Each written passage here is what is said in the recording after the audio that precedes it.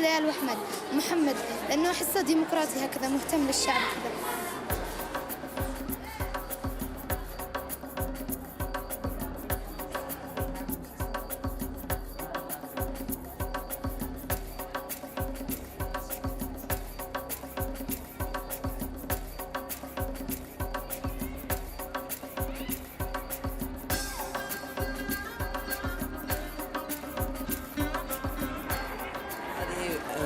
مشاركة إيجابية تدفعنا إلى التطلع إلى المستقبل والمشاركات في المستقبل في أي مجلس نواب على الحد الكبير على ما هو يعني اللي بيحصل الآن في مجلس النواب الحقيقي، وأيضا على حتى ممكن إذا واحد يعني يحصل أن المشاركة نفعته وفادته وتقوي الشخصية، ممكن يترشح واحد مننا رئاسة الجمهورية إن شاء الله، واحد يقع مننا رئاسة الجمهورية إن شاء الله.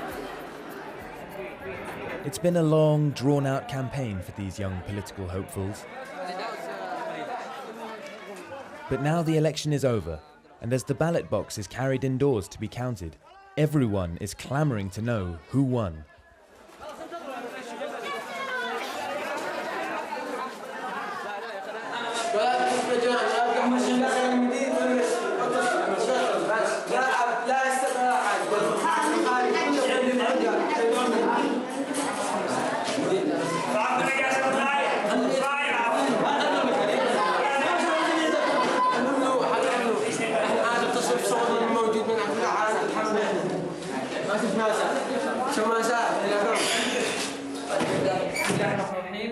نفتح الصندوق بوجود الإخوة المرشحين قدامكم. أنتم شفتم كيف صار عملية الانتخاب.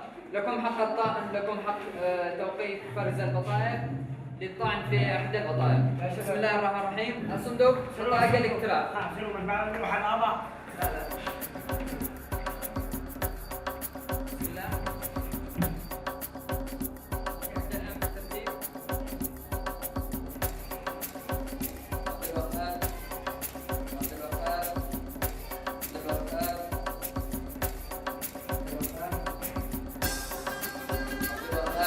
It seems Bashir's campaign might not have been as popular as it first appeared.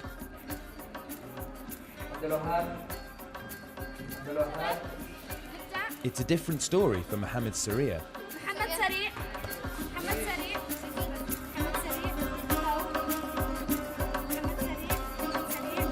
As the count gets underway, it's looking good for his hopes of beating his main rival, Ahmed Al-Thawr.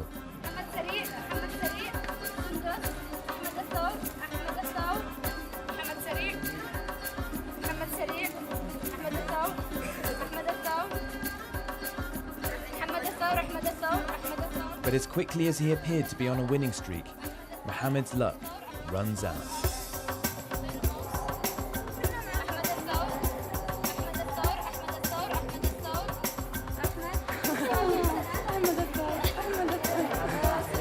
It seems Ahmed's popularity has put him several lengths ahead of his nearest competitor.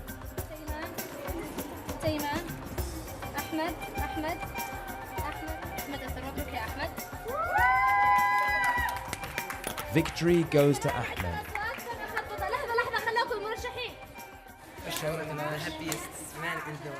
Though Mohammed got a respectable 33 votes, Ahmed took over 4 times more than him. 141. It feels good because he's the best. He got it. He won. And inshallah he will send our message to the parliament. Inshallah I wish him the best. يعني بالعكس قد دخلت الآن بذلت جهدي، فهو يعني البنات كانوا يشوفوه أكثر. دائما لكن أنا وقت كنت مفكر إني يعني شافوز بفارق كبير، لكن الحمد لله كويس. ناس أنا مش أفتخر بنفسي، الناس يفتخروا بي اللي هم صوتوا لي على أساس إني أمثلهم بشكل صحيح. After losing ground to his main rival Abdul Wahab in the count back at the Abdul Rahman school, Bashir is at last getting the votes in numbers, drawing neck and neck for the top spot.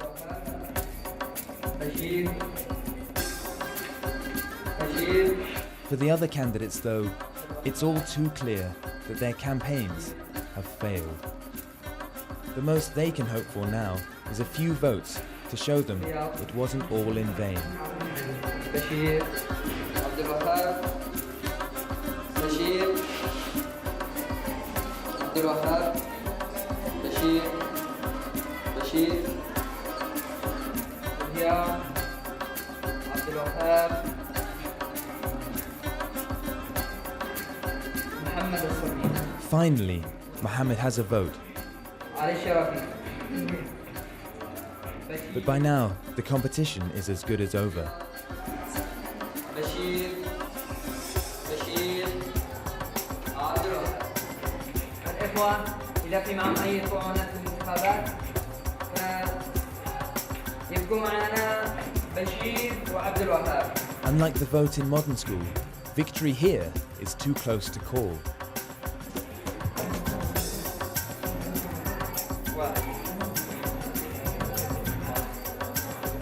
واحد اثنين ثلاثة أربعة خمسة. As the two main contenders look on, each vote gets carefully counted.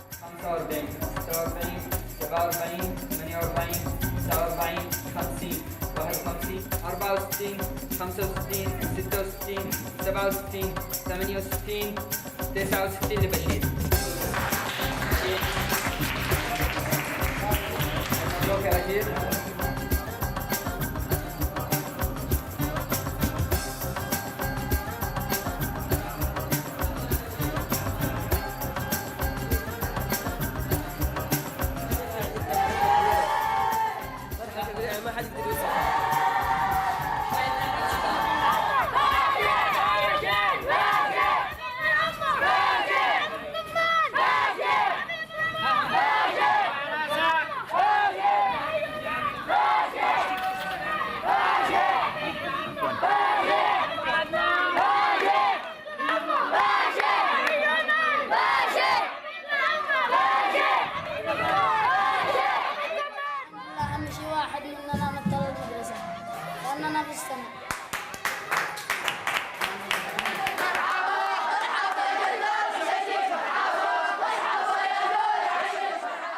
حسيتها بس إن شاء الله الطواب هم انتخبوني انتخبوا بشير، وإن شاء الله نكون من جديد الانتخابات وانتخبوني إن شاء الله.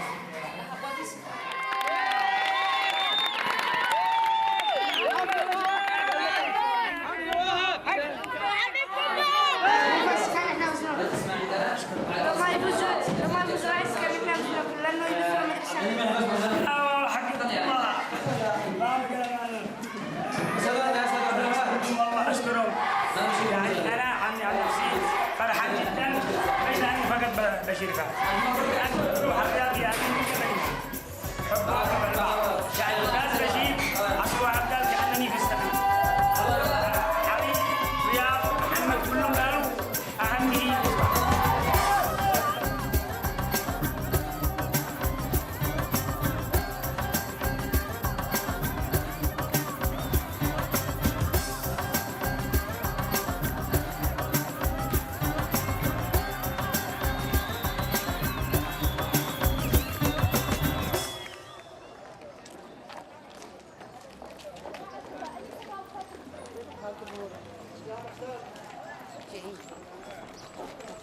نقول جميعا رحب بكم اليوم في هذه القاعة مشاركتنا تدشين الجلسة الأولى للبرلمان الأفريقي. جدا أول مرة ندخل مجلس النواب.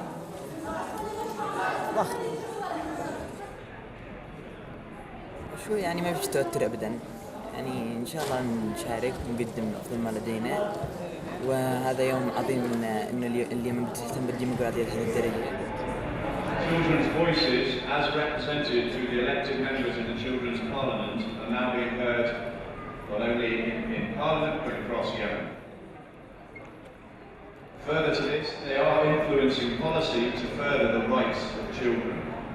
You have a heavy responsibility in representing the issues of those that have elected you and all children in Yemen.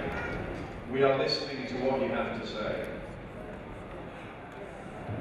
بس شعر رائع جدا، قوة إن شاء الله، يعني نمثل اليمن بشكل جيد إن شاء الله. كل جيل الإخوة اليمن.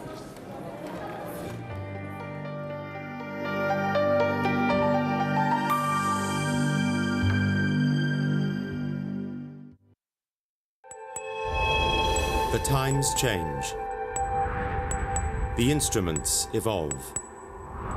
The battlegrounds shift. This is America! Our country! But the international struggle continues. He was murdered! Uncompromising, hard-hitting investigations. I can't get no justice from no one in Jamaica. People and power, at this time on Al Jazeera. Unpopular with some at home, untested overseas. The first year has not been easy for David Cameron and his coalition government. In conjunction with U2, Al Jazeera asks your questions to the British Prime Minister. World View, an interview with David Cameron at this time on Al Jazeera. 2 generations face the past in order to understand the present. A young man embarks on a journey with his father in search of answers. Great changes in China have brought their traditional family way of life to a crisis point. Faces of China, at this time on Al Jazeera. Private security. This incident comes at a time when this is supposed to be a very secure area. The state has the authority to establish a force. Whether or not to have a morality police is the debate. UAE, a glamorous city determined to put itself on the map. Artists from Hollywood and Bollywood in Abu Dhabi. For companies and manufacturers in Afghanistan and particularly in the capital, Kabul. Hashim Al-Barra, Al Jazeera. Afghanistan is faced with a huge challenge. Relations have gone really sour between us and our allies. We have inflicted considerable damage on the enemy. The people who make international headlines. Ultimately, the truth will out. They want to stop this publication of information that embarrasses them. Make time for Sir David Frost. Frost over the world. At this time on Al Jazeera.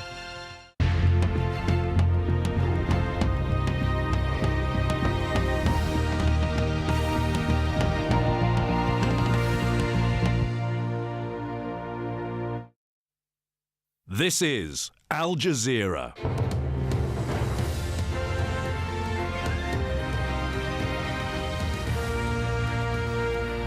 Welcome to the News Hour on Al Jazeera. I'm Anand Naidu, live from our news centres in Doha, London and Washington, continuing coverage of the uprising in Libya and the ongoing protests across the Middle East. Muammar Gaddafi vows to stay in Libya as his supporters take to the streets just outside the capital. Anti-government forces controlling AlZawiya, 50 kilometers from Tripoli, prepare for a pro-Gaddafi counterattack. And fresh violence breaks out in the capital, Tunis, as Tunisia's interim Prime Minister Mohamed Ghannouchi resigns. I'm Nick Clark in Washington. The US Secretary of State says they are prepared to assist Libyan opposition groups in any way necessary as 2 leading US politicians call for American military intervention in Libya. Lauren Taylor in London with the latest from Europe, including 300 UK oil workers are plucked from the Libyan desert in a series of rescue missions by the British military.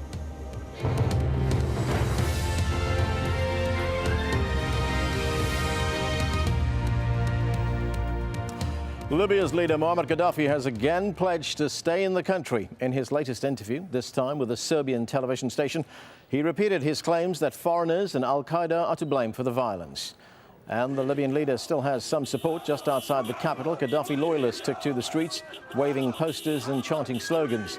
Outside the city of AlZawiya in western Libya, there are similar scenes.